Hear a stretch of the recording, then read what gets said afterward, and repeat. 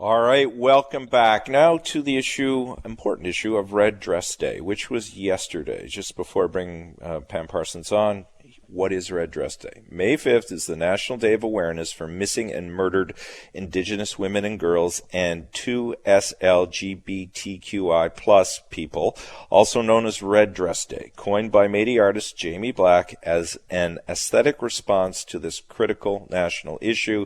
The issue, of course, is the ongoing crisis of missing murdered Indigenous women and girls, and 2SLGBTQI plus people are facing as a direct result of colonialization.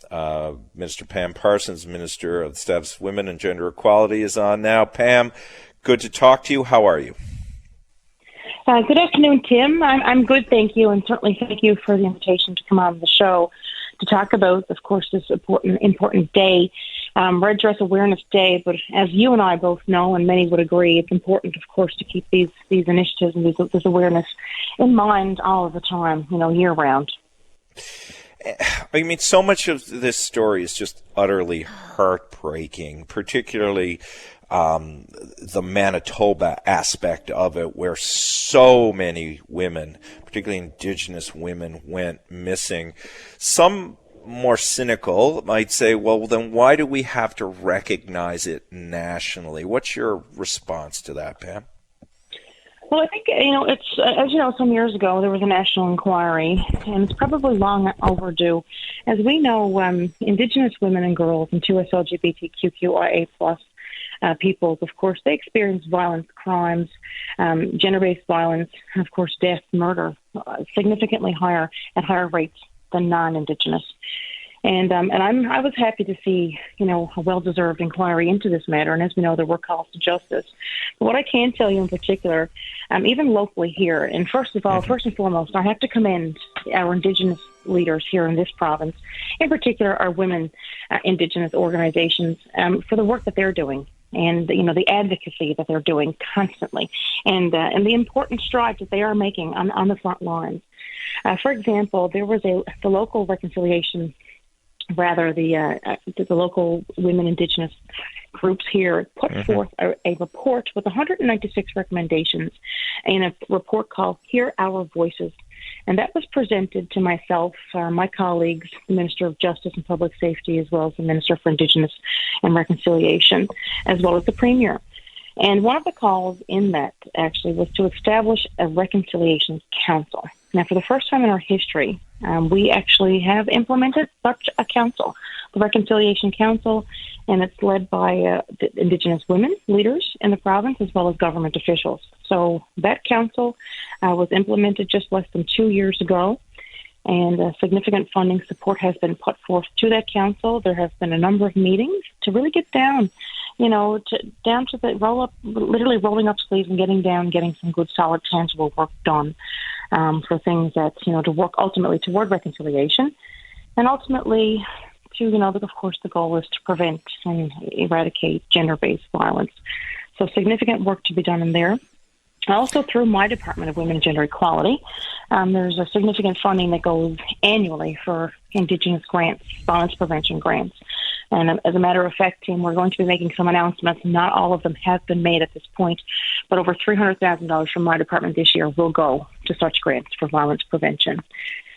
And again, I can't say enough about the Indigenous women in Newfoundland and Labrador and the 2S LGBTQIA+, for their advocacy and on the front lines, and the difference that they're making in the lives of victims and people who need these services the most.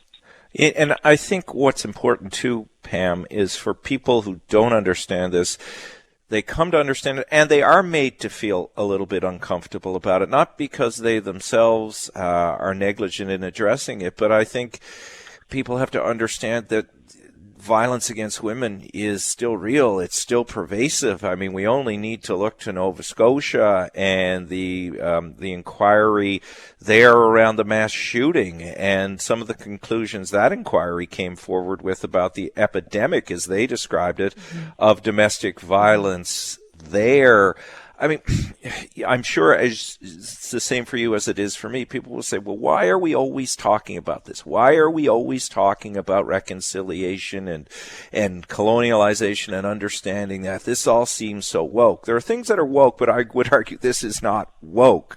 This is understanding real circumstances and historical circumstances that are challenging for people that we all need to work through. What's your experience with working through this with groups that sometimes maybe are a little suspicious about the political agenda at play? Well, I mean, not everybody, many people are, especially in Canada, in the country that we live in our province, we're privileged to grow up in a culture, and we weren't aware of these dangers. We weren't aware. Often I challenge people, well, did you have somebody come into your home and take your children or take you away from your parents and put you in a school and forbid you to speak your native tongue, your native language? And Tim, I find it even now as a politician, and even it's only now that we're learning about the horrors that have gone on in our own backyards, in our province, and across the country. And this stuff was not taught in curriculum when we were going to school. Not that long ago, Tim. I'll say for me. But thank you for not calling me out as well, Pam. But yes, yeah. Honestly, it's interesting you say that. What was taught to you and I was Shannon Diddy being the last Beothuk woman. And there wasn't all the backstory as to how did that happen and why were the Beothuks in particular subject to annihilation. So, yeah, I hear you on the education. Absolutely. And I'll also reflect on, I've had the privilege of traveling to New York for the past 2 years to participate in the Commission on the Status of Women at the United Nations. And even on such an international, at those international tables, it is so refreshing to see that oftentimes these sessions are starting with a land acknowledgement and acknowledgements of the past and the reconciliation. And this is not just happening here. I'm very proud of the approach that we're taking here in Newfoundland and Labrador. I will give our Premier, the credit. He certainly has this front of mind in everything that we do, and even the relationships that we have with our Indigenous governments and organizations here in Newfoundland and Labrador.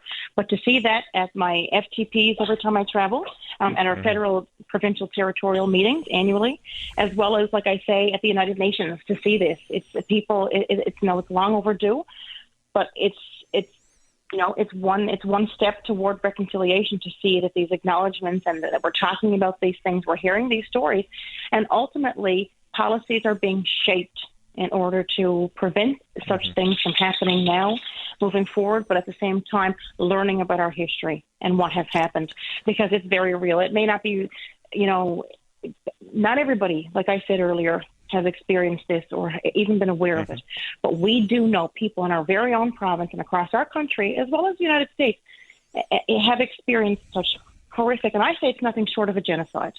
And to even go as far as to say, yes, gender-based violence certainly is an epidemic here in Newfoundland and Labrador and our country as well.